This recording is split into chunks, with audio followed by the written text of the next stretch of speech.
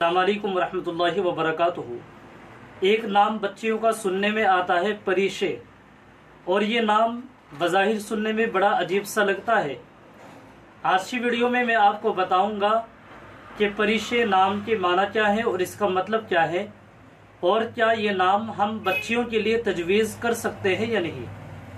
तो सामिन किराम, ये जो लफ्ज़ है परिशे, आप इसको देख लीजिए। ये उर्दू, हिंदी और इंग्लिश में इस तरीके से लिखा जाता है, और ये दो नामों का मजमुआ है।